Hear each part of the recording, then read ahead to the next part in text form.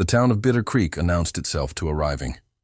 Travelers not with a welcome sign or a church steeple or any of the conventional architectural declarations of settlement, but with a gallows. It stood at the eastern approach to the main street, permanent construction, solid timber, professional work, and it had the specific quality of something built to last, rather than built for a single occasion, which told you something about the town's relationship with necessity, and something else about the town's relationship with itself. The gallows was empty when Cole Maddox rode in on a gray October morning in 1884, which he noted as a neutral fact rather than a reassurance, because empty gallows in towns like Bitter Creek were a temporary condition rather than a permanent one. Cole Maddox was 32 years old and had the specific physical presentation of a man whose profession had shaped his body the way water shapes stone. Not dramatically, not all at once, but over time and completely. He was lean and precise in his movements, with hands that were unusually still when not in use and unusually deliberate when they were. His face had the quality of country that has interesting geology, not handsome in any conventional sense, but structured in a way that rewarded attention, with pale green eyes that moved constantly in a manner so habitual it had long since stopped, being a conscious act, and dark hair that he kept short for the practical reason that long hair in his line of work created unnecessary vulnerabilities. He wore 2 guns, both Colt single actions, worn in a cross-draw configuration that his father had designed specifically for a man of Cole's build and reach, and a long canvas coat that had been dark brown once and had faded through years of weather to the specific indefinite color of old timber. His father, Jonas Maddox, had been the finest gunsmith in the New Mexico Territory, which was a distinction earned over 30 years of work and not lightly given. Jonas had built guns the way certain men build furniture or raise children, with care and precision and the long view, understanding that the thing you make outlasts you and carries your standard forward into time you won't see. He had taught Cole his trade from the age of 7, and Cole had been a gifted student. And at 22, Cole had been the kind of gunsmith that other gunsmiths traveled considerable distances to consult. At 23, Jonas Maddox had been killed in the town of Sorrow, New Mexico, by a man named Aldrich Vane over a debt dispute that Jonas had been correct about, and Vane had been unwilling to be correct about in the conventional sense. Vane had paid a judge and walked, which was the beginning of a story that Cole had been living inside for 9 years. He had spent those 9 years doing 2 things simultaneously. The first was working, taking gunsmith commissions, doing repair and custom work and occasional bounty hunting in territories where his skill set and his reputation were known, accumulating the money and the relationships and the specific operational knowledge that the second thing required. The second thing was following Aldrich Vane, not obsessively, not to the exclusion of everything else, but with the patient, methodical consistency of a man who has decided that an account is open and intends to close it, and understands that closing it correctly requires preparation. Vane had spent 9 years becoming something larger than the man who had killed Jonas Maddox over a debt. He had become a territorial power, landholdings, political connections, a small private army of hired men, and the specific immunity that sufficient money and corruption purchase in territories where official authority is thinly distributed. Closing the account correctly meant getting past the immunity, which was why 9 years had passed and the account was still open. Bitter Creek was where Vane's current operations were centered, a fact Cole had established through 6 months of careful intelligence gathering from a distance before he rode into the town's shadow and felt the specific, focused quality of a man arriving where he has been going for a long time. He rode past the gallows without looking at it and down the main street, which was a proper street for a town of this size, wide enough for 2 wagons to pass, lined with established businesses, a bank, 2 hotels, a courthouse that was newer than everything around it and had the specific architectural pretension of a building that wants to communicate authority. The courthouse was Vane's most recent acquisition, not the building itself, but the mechanism inside it, the judge and the clerk and the institutional processes that ran through it, and that Vane had spent 3 years and considerable money bringing under his influence. Cole stopped at the gunsmith shop, Because it was the gunsmith shop and because a gunsmith arriving in a new town. Visiting the local gunsmith was the most natural and unremarkable thing in the world. The shop was run by a man named August Pryor, who was 60 and had the look of a craftsman in his later years. Hands that showed decades of fine work, eyes that assessed everything presented to them with the automatic precision of someone whose profession requires it.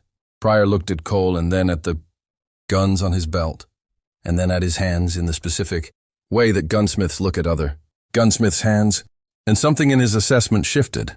"Those are Jonas Maddox guns," he said. Cole looked at him. "Yes," he said. Pryor was quiet for a moment. "You're his son," he said. Not a question. "Yes," Cole said. Pryor looked at him for another moment. Then he went to the shop door and turned the closed sign outward and said, "Come in the back.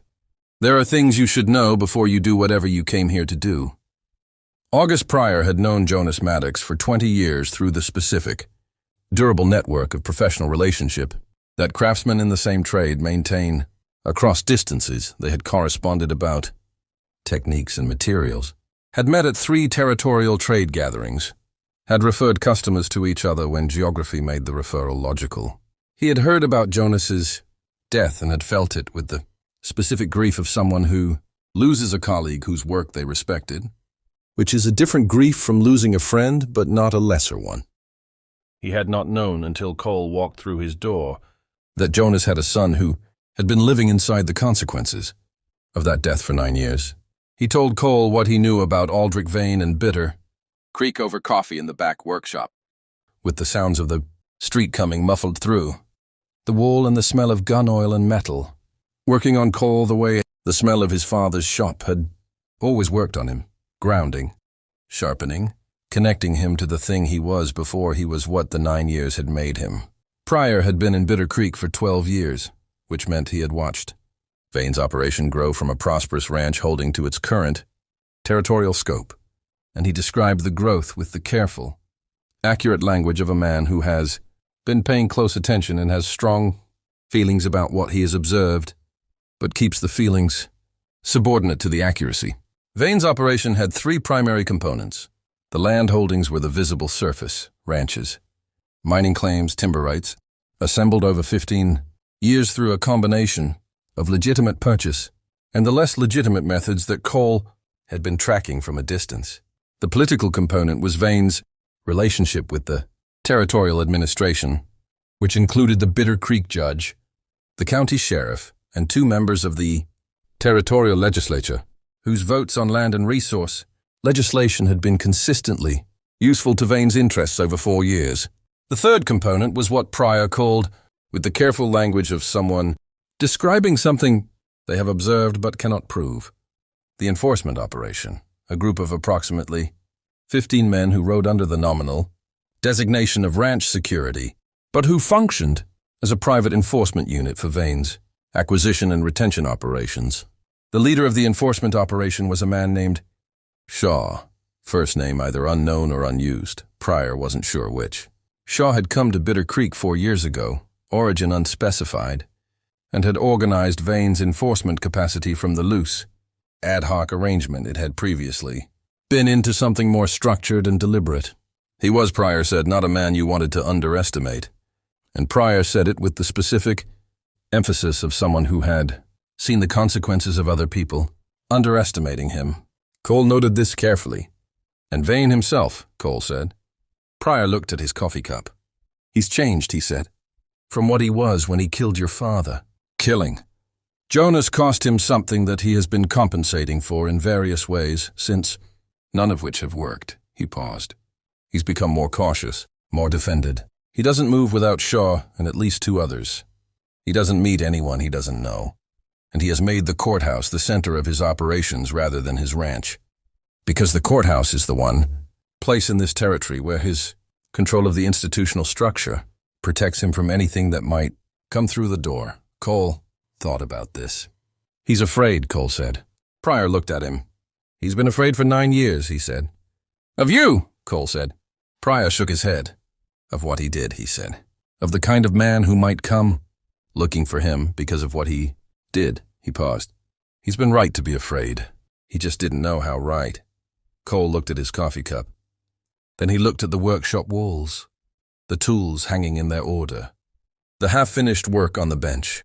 The smell and the light, they were the same in every good gunsmith's workshop, because good work creates the same environment, regardless of where it happens. "Tell me about the courthouse," he said. "Every detail you know." Cole spent 3 days in Bitter Creek before he made a move that could be called a move, which was the appropriate preparation, time for the scope of what he was dealing with, and which he used fully and without impatience. He established himself at the lesser of the town's 2 hotels, the kind of establishment that attracted commercial travelers and working men rather than the kind that attracted people of substance, which meant he was less visible to the social network that reported back to Vane's operation. He took his meals at a cafe 3 doors from Pryor's shop, varied his timing, and moved through the town with the specific quality of someone who is present without being notable, which was a skill that required active practice to maintain. On the first day, he mapped the physical geography. Bitter Creek had a standard frontier town layout that had been complicated by its growth. The original single main street had been joined by 2 cross streets and a southern extension that contained the newer buildings, including the courthouse, and the resulting grid had the specific, slightly unplanned character of organic growth rather than designed development. The courthouse sat at the south end of the main street's extension, facing north, with a clear sight line up the entire length of the street that was as much a statement of authority as an architectural feature. It was a 2-story building with the new courthouse's characteristic combination of brick, ground floor, and wood frame upper floor, and it had 4 visible entry points: the main front entrance, a side entrance on the western face that was used for prisoner transport based on the wear pattern on the approach, a rear service entrance, and a second-floor window above the side entrance that Pryor had mentioned as the room where Vane conducted his private meetings. On the second day, he mapped the human geography. Vane's courthouse presence was consistent. He arrived each morning at 9 and departed each evening at 6, with Shaw and 2 others as his permanent escort. Additional men cycling through on a rotation that Cole observed and timed. The sheriff's office was half a block from the courthouse, and the sheriff, a man named Dawes, made the walk between the 2 buildings at least 4 times daily with the specific, worn-path quality of someone whose feet have learned a route that their mind no longer needs to navigate. Dawes was Vane's man, but Dawes was also, Cole observed, a man who had been Vane's man for long enough that the arrangement had settled into something that looked less like corruption and more like institutional habit, not enthusiastically complicit, but structurally embedded, which was its own problem and its own potential. On the 3rd day, he found his ally, which was the thing that Pryor's information suggested he needed and which Cole had been looking for in the social landscape of the town since his arrival. Her name was Nora Beckett, and she was the courthouse clerk, a position she had held for 2 years, which meant she had been hired into Vane's institutional arrangement rather than inherited from an honest predecessor, and which initially suggested she was part of the problem. What shifted Cole's assessment was an observation made on the 2nd afternoon.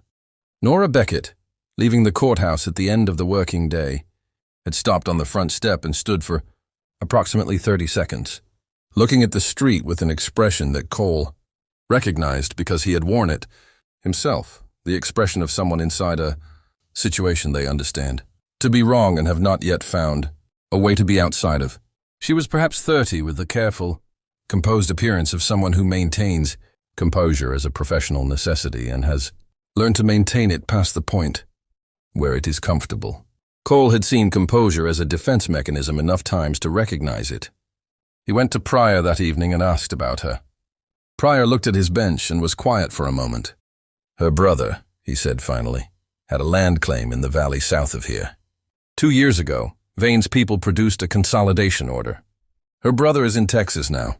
He paused. "She took the courthouse position 6 months after that." Cole nodded. "She's building something," he said. Pryor looked at him. "Or waiting for someone to help her build it," he said.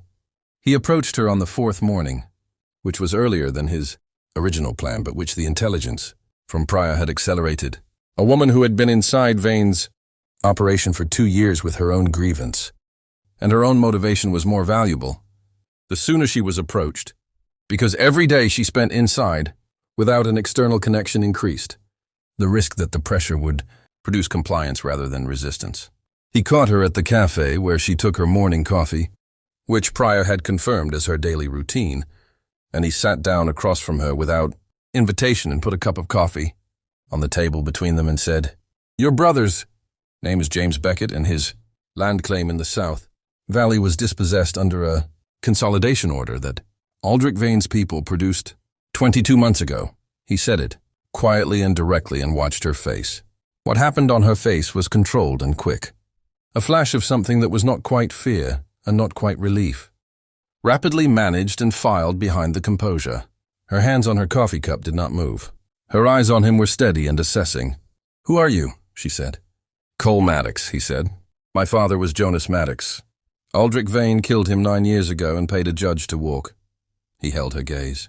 "I'm not a lawman, and I'm not a bounty hunter, and I'm not here to make things worse for anyone in this town except Vane." A pause. "But I need someone who has access to the courthouse records." She looked at him for a long time. The cafe around them maintained its morning noise, the specific ambient sound of people conducting the ordinary business of starting their day.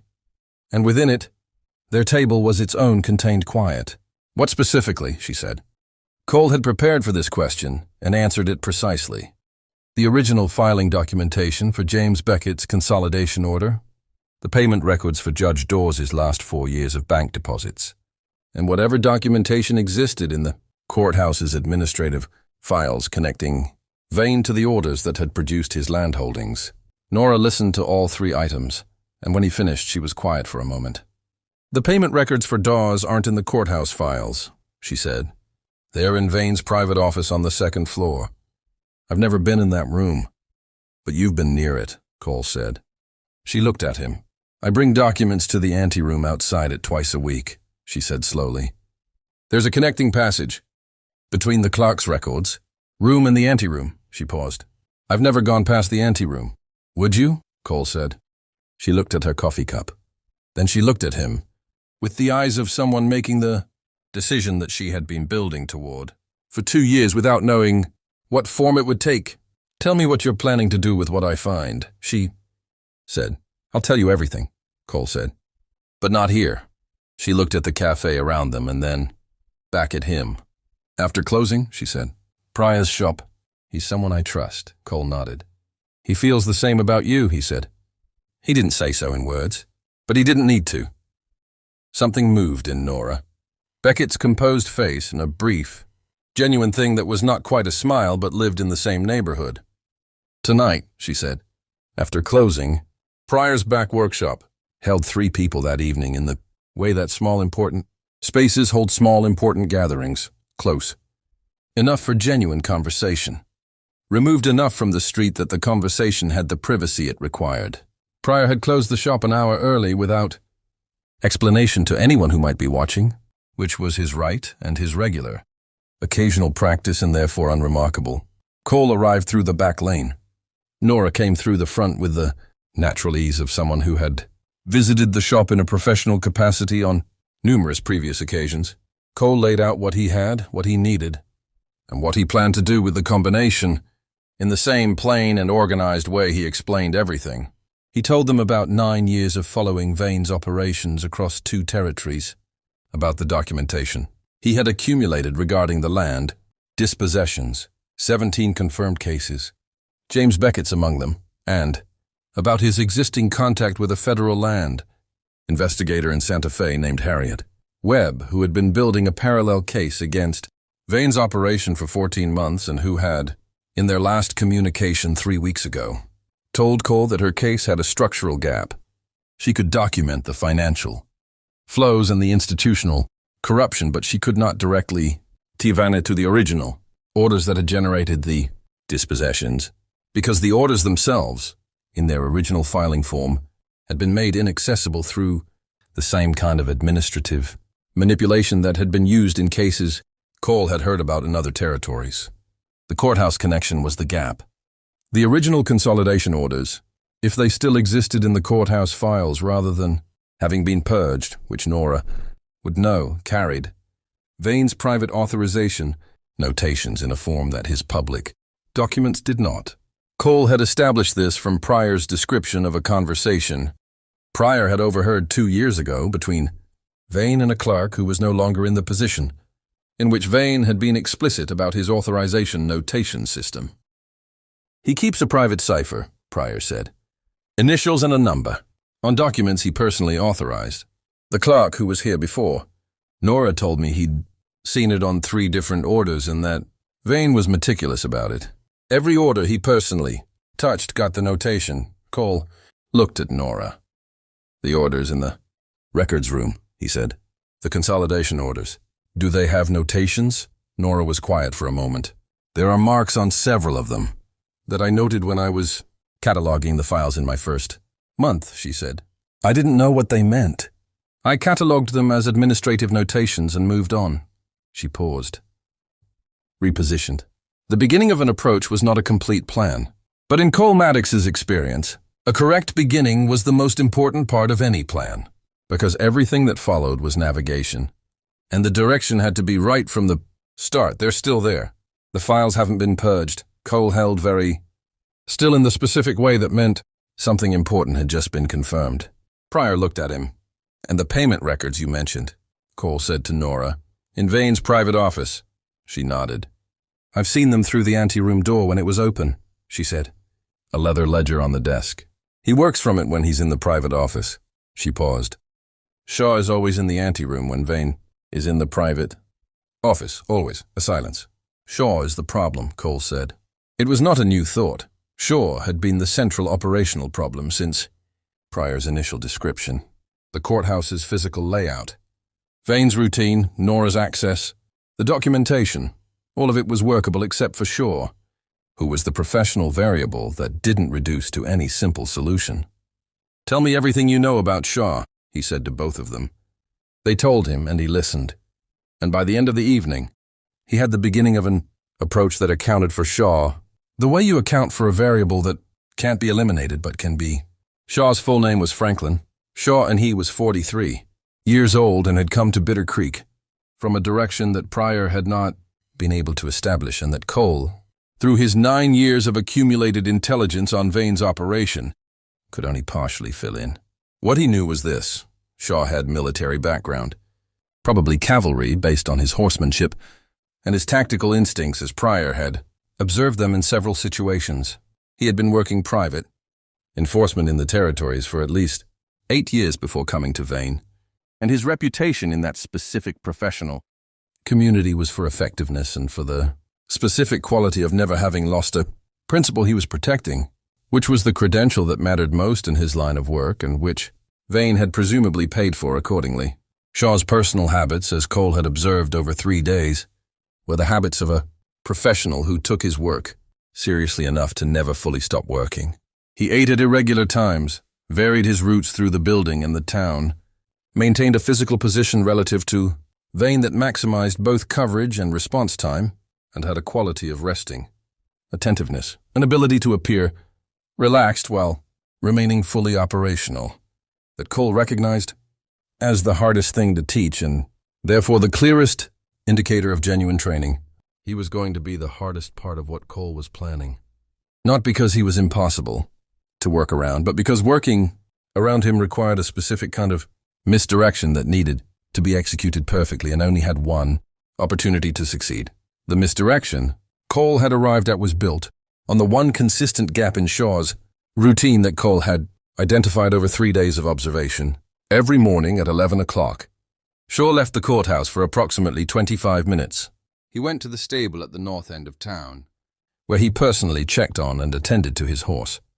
A practice that was clearly habitual and clearly personal, the specific morning ritual of a man who cares about his animal with a consistency that overrides operational considerations.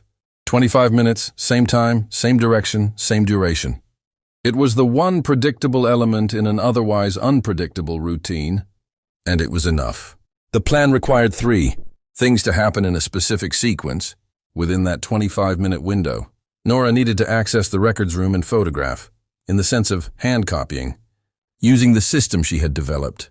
Over 2 years of working with documents, the consolidation orders with Vane's cipher notations, Cole needed to access the anteroom and, if the opportunity existed, the private office and the payment ledger. And Pryor needed to be at a specific position outside the courthouse that served a purpose that would only become relevant if something went wrong with the first 2 elements. None of them would be in communication with the others. During the execution, communication was noise and noise was risk, which meant each person had to execute their element and respond to unexpected developments with independent judgment and a clear understanding of the plan's core objective. Cole explained this to both of them with the care of someone who has worked enough operations to know that the difference between a plan that works and a plan that doesn't is usually the quality of each participant's understanding of the objective rather than the quality of the plan itself. If it goes wrong, he said, the objective is the documents. Everything else is secondary. We get the documents out or we get out ourselves. Not both, if not both, is possible, Pryor nodded. Nora held Cole's gaze. And Vane, she said. What happens to him at the end of this? Cole looked at her. He answers for what he's done, he said, in a federal court, which is the only place that actually ends it. She held his gaze for another moment. Your father, she said. A court is enough. He looked at his hands, the hands that Pryor had taught him to see as his father's hands, the Maddox hands, the gunsmith's hands. The court is what my father would have wanted, he said. A court with evidence that can't be walked away from. He paused. That's what I've been building toward for 9 years. Not the other thing. Nora nodded once, and Pryor looked at the bench, and the evening settled around them, and the plan was ready. The morning of the operation was clear and cold. The October sky above Bitter Creek, the kind of deep, clean blue that only exists at altitude. And Cole stood at the window of his hotel room at 8 o'clock and looked at it and thought about his father the way he allowed himself to think about his father on specific occasions, not the daily managed version, the compressed and functional version, but the actual version, the full-dimensional memory of a man who had worked with his hands and his mind and his patience, and had built something that outlasted him. The guns on the table were the most literal evidence of that outlasting. Jonas Maddox had made them for a son's hands, and they had been in those hands for 19 years, and they would be in those hands. Today of all days. And Cole thought about that for a moment, before he put the thought away and began the practical preparation. At 10:30 he was in position, in the alley beside the courthouse's western face, in a space between 2 buildings that gave him a sight, line on the side entrance, and the stable road to the north. At 10:55, Shaw came out of the courthouse's front entrance, crossed to the street, and turned north toward the stable. Cole watched him go and counted seconds and then moved. The side entrance was unlocked during courthouse hours, which was Nora's intelligence and which proved accurate. Cole went in and up the stair to the second floor with the specific, controlled speed of someone moving fast without making fast movement sounds, which was a technique that required practice and which Cole had practiced extensively. The second floor corridor was empty. The anteroom door was closed. He listened at it for 5 seconds and heard nothing and opened it and went in. The anteroom was a functional space, chairs, a small table, a door on the far wall that was the private office entrance. The door was closed. Cole went to it and listened, and heard nothing and tried the handle. And it was unlocked, which was the element of the plan he had been least certain about and which was now resolved in the best possible direction. He went in. The private office was Vane's working space in the specific sense that it showed the evidence of sustained use by a particular mind.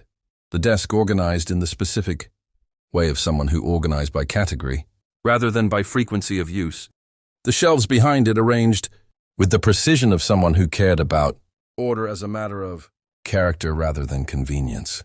The leather ledger was on the desk, exactly where Nora had described seeing it through the open anteroom door.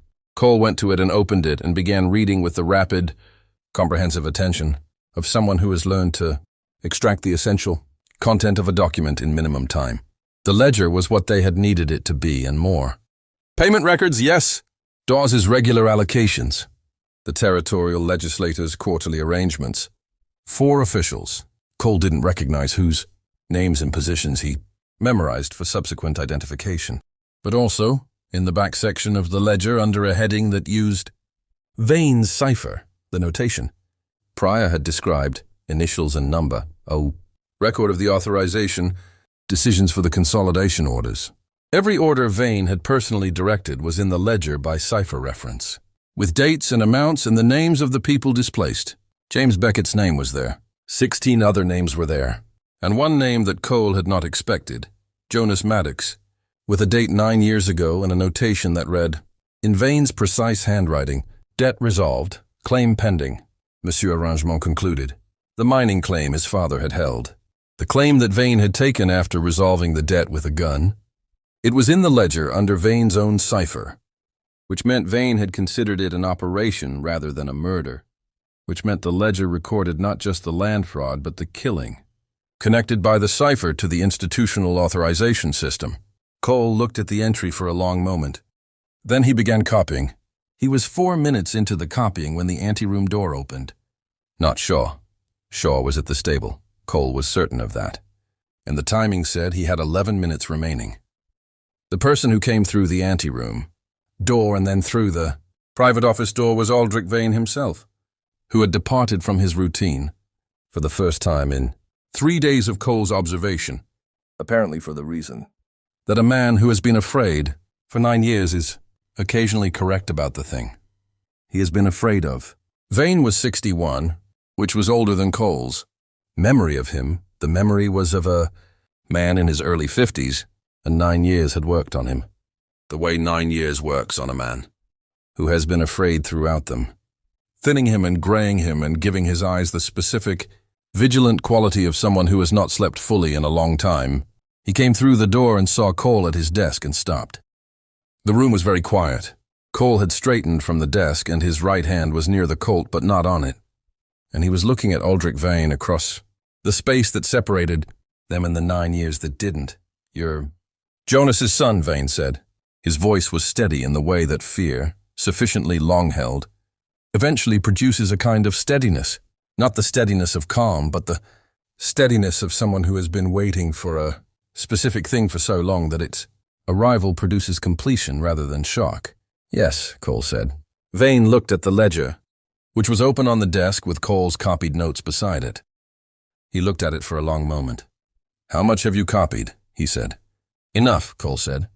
Vane stood in the doorway, and Cole stood at the desk, and the private office was very still around them. Call Shaw, Cole said. Go ahead. Vane looked at him. You want me to call Shaw? He said. Yes, Cole said. Because Shaw coming back from the stable at Cole's command, in response to a call from Vane, was different from Shaw coming back on his own schedule, and Cole had planned for the former and had prepared for it in a way he had not prepared for the latter.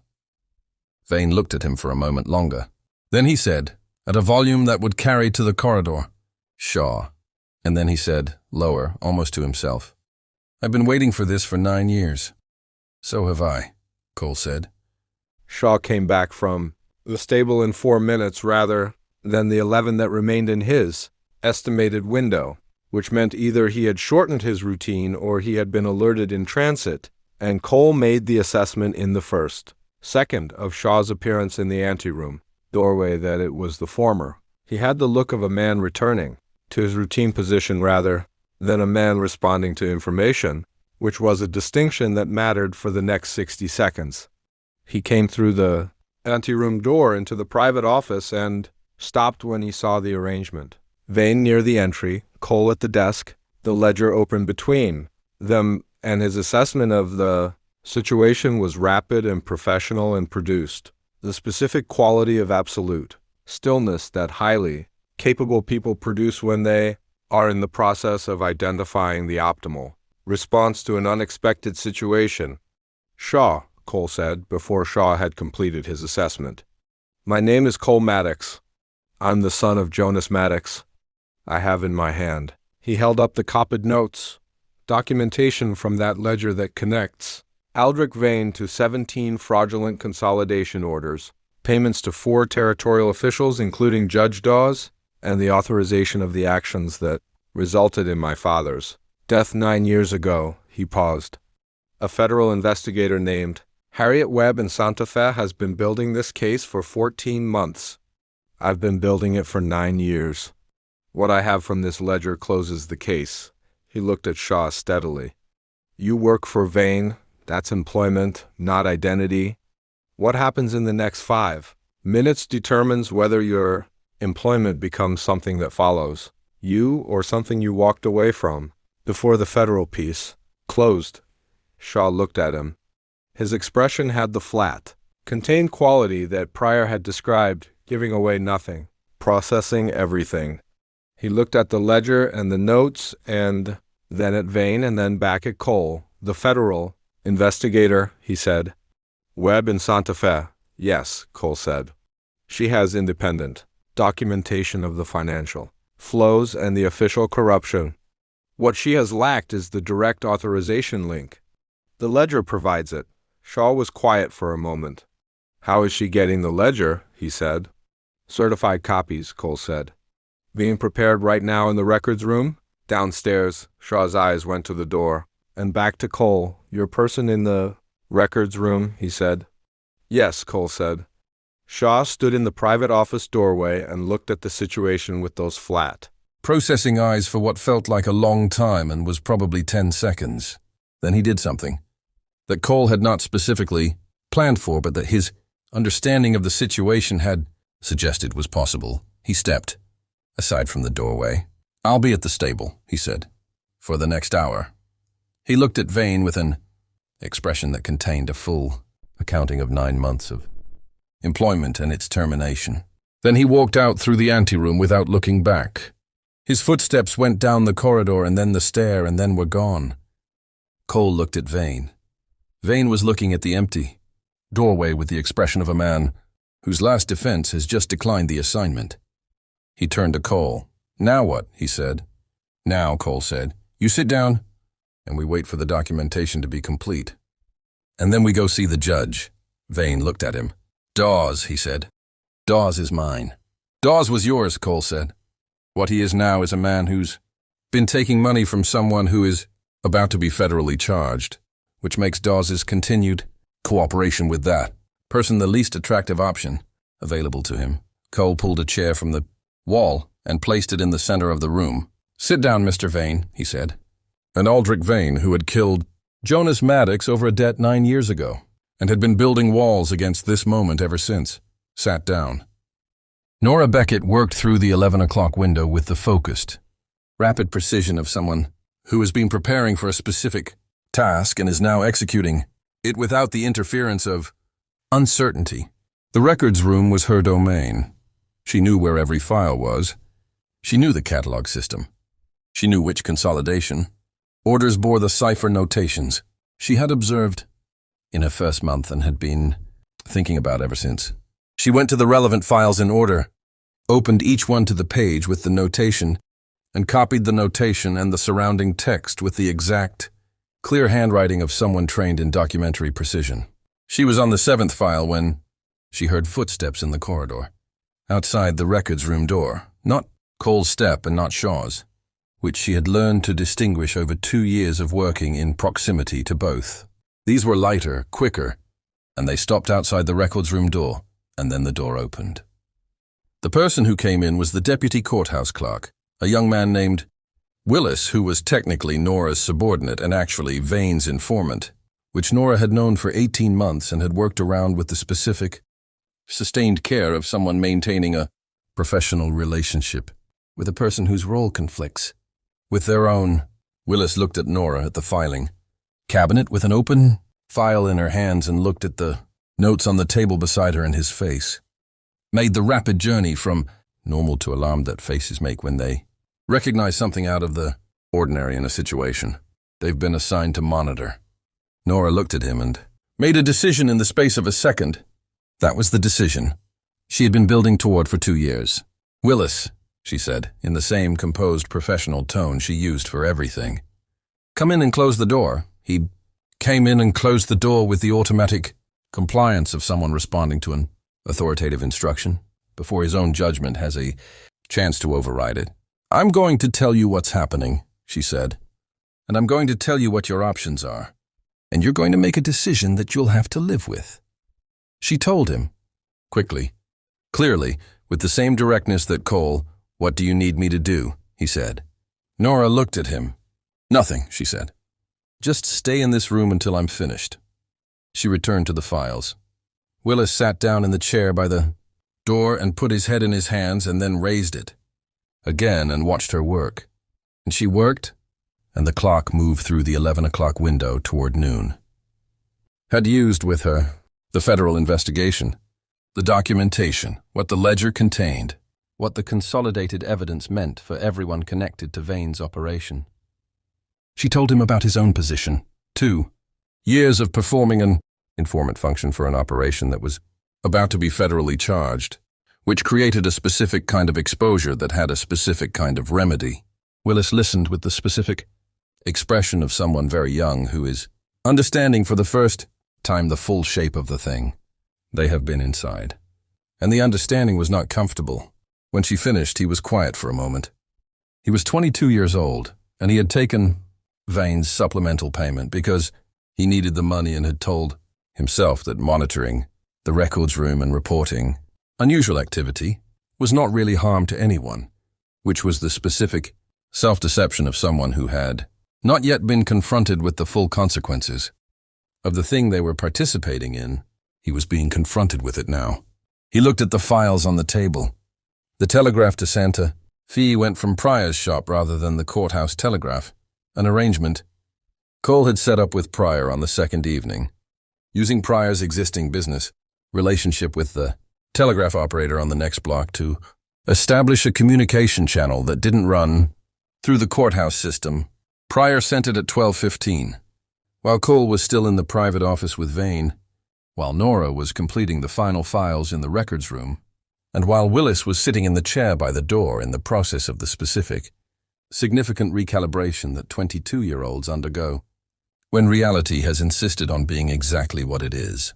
The message to Harriet Webb was the one Cole had composed 3 weeks ago and refined in his hotel room the previous evening, specific, coded in the way that Webb and Cole had established, over 14 months of communication, and containing the essential information. The ledger existed. Its contents matched the authorization gap in Webb's case. Certified copies were being prepared, and Cole was requesting Webb's emergency field authority to detain a suspect and preserve evidence, pending her arrival or the arrival of designated federal marshals. Webb's emergency field authority was a provision Cole had known about for 8 months and had been waiting to invoke. It required her written authorization, dispatched by telegraph to a specific credential holder, which Cole was, having been registered as a federal informant in Webb's investigation 10 months ago for exactly this contingency.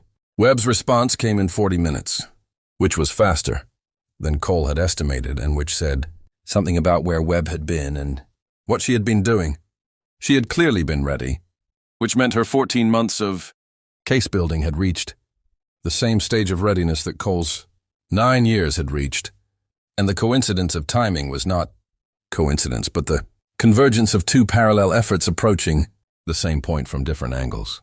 The response authorized Cole's field actions, designated him as a temporary federal officer for the specific purpose of detaining Aldrich Vane and preserving the documentary evidence, and confirmed that Webb herself and 2 federal marshals were departing Santa Fe within the hour. Pryor brought the response to the courthouse personally, which was nodded slowly. "Then you have it," he said. And for the remaining 2 days, he was as good as his word, which was better than Cole had planned for and better than Dawes's 8 years of prior arrangement would have suggested, and which Cole attributed to the specific human phenomenon of a man who has been given the door he needed and chooses to walk through it while the walking is still available. Nora managed Willis through both days, with the quiet competence of someone who had been managing a complicated professional situation for 2 years and had simply added a new element to the management. Willis proved, under the pressure of understanding his situation fully, to be more useful than Cole had anticipated.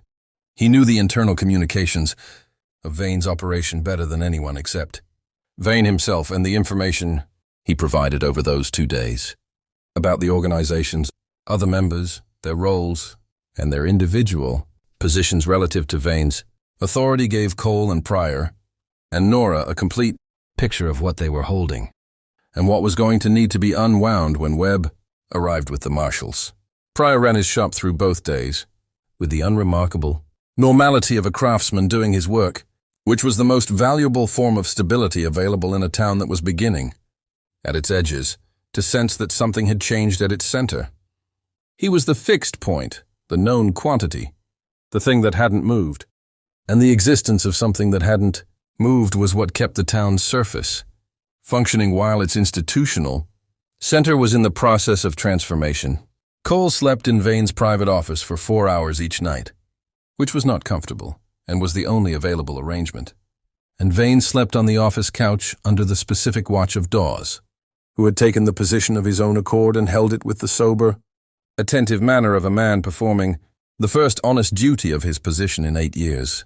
Harriet Webb rode into Bitter Creek on the morning of the third day, which was 12 hours ahead of her estimated arrival, and which said something about how she had covered the Santa Fe distance, not recklessly but without waste.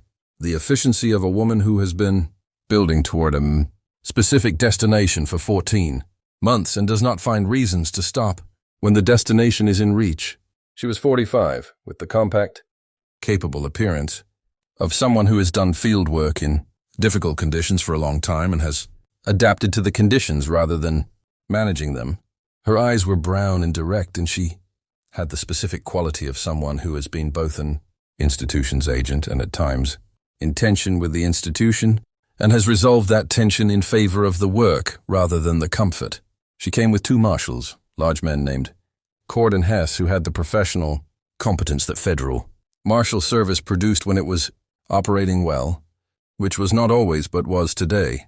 They came through the courthouse's front entrance at 9 in the morning, and Cole met them in the corridor and handed Webb the certified copies from Nora's records room work and the copied ledger notations and his own compiled documentation, and said, "Everything you needed and 2 things you didn't know you were missing." She took the package and looked at him and said, "Cole Maddox, Jonas's son." He looked at her. "You knew my father," he said. "I knew his work," she said. "I used a Maddox gun for 6 years before it wore out, and I've never had anything as good since." She looked at the package in her hands. "He would have been glad of this," she said. "Yes," Cole said. "He would." They went to the private office. The meeting between Webb, Vane, and Cole lasted 2 hours and produced by its end a complete and witnessed sworn statement from Vane that covered 17 consolidation order frauds, the payment arrangements with 4 officials, including Dawes, the authorization trail documented in the ledger, and a detailed accounting of the organizational structure above the Bitter Creek operation that pointed toward the same Western Meridian type of financial architecture that Cole had heard about in other territories through his network of contacts. Vane gave the statement with the contained, exhausted compliance of a man who had run out of alternative positions and was now occupying the one remaining, the one that came with a potential for reduced exposure in exchange for complete disclosure, which Webb offered and which Vane accepted with the calculation that had governed everything he had ever done. It was not contrition. It was arithmetic. Cole sat in the corner during the statement and said nothing and listened to Aldrich Vane account in specific detail for the operational decision that 9 years ago had resolved a debt by killing the man who held it. And Cole listened with the pale green eyes that his father had given him and the hands that his father had shaped to make things that lasted. And he did not speak until the statement was complete and Webb had signed it and Vane had signed it and the marshals had witnessed it. And then he stood and picked up his hat and said to Webb, "I'm going to Pryor's shop. Come find me when you're ready to talk about the next step." She looked at him. "The authorization trail Vane gave us," she said. "The entity above the Bitter Creek operation.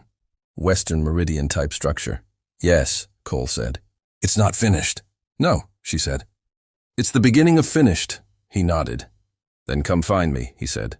And he went out through the courthouse's front entrance and down the main street in the clear October light, and the gallows at the eastern approach stood empty in the morning, as it had stood empty when he arrived. And the distinction between that morning and this One was the distinction between before and after, which was the only distinction that had ever mattered. Organizational map that Willis's knowledge completed. And Willis had acquitted himself with an honesty and a thoroughness that Nora told Cole she had not predicted and was glad to have been wrong about. "He's 22, she said. "He made a bad decision when he needed work, and he made a better one when the opportunity existed." Cole looked at her. "That's everyone," he said. "More or less." She held his gaze. "Your father's property," she said. "The mining claim. Vane's statement includes the authorization of what happened to it." "Yes," Cole said.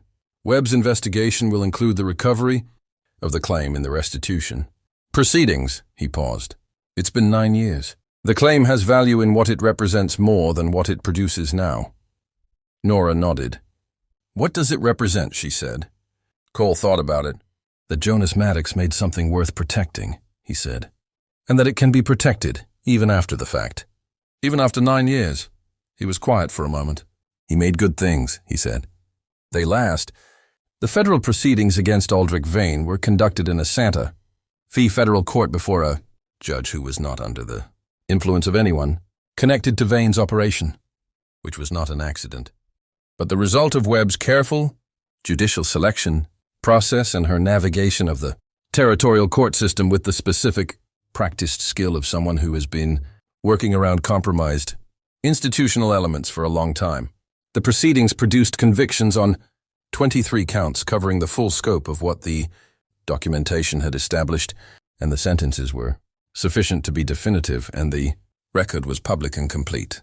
James Beckett and 15 other dispossessed landholders received their properties back under the federal court's restitution order, which was the element of the outcome that Cole spent the least time on publicly and thought about the most privately by 17 families and what the recovery meant for the specific human accounting that Vane's operation had produced. Nora sent her brother a telegraph the morning of the restitution order and received a response that evening that Pryor read to her in his workshop because her hands were shaking too much to hold the paper steadily. And Pryor read it in the plain, direct way he did everything, and when he finished, Nora sat for a moment, and then said she needed to walk and went out and walked through Bitter Creek's main street in the evening.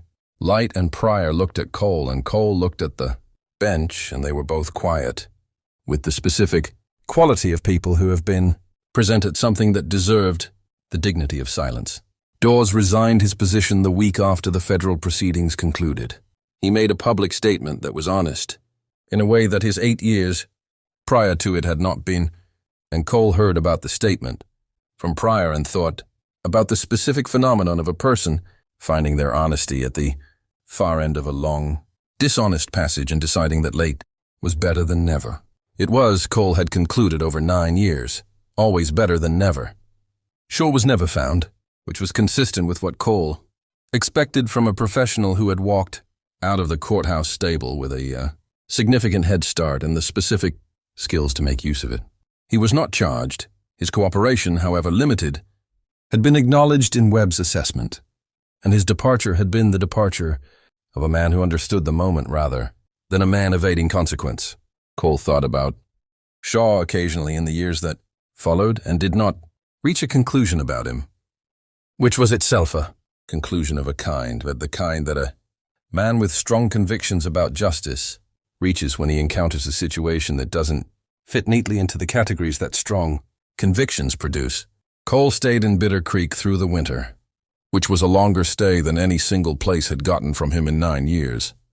And he worked in Pryor's shop, not because he needed the work, but because the work needed doing.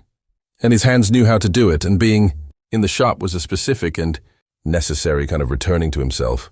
After 9 years of existing, primarily in the direction of something rather than in the occupation of a life, Pryor watched him settle into the shop with the quiet satisfaction of a man who recognizes when a thing has found its right place and said nothing about it, which was also the right response.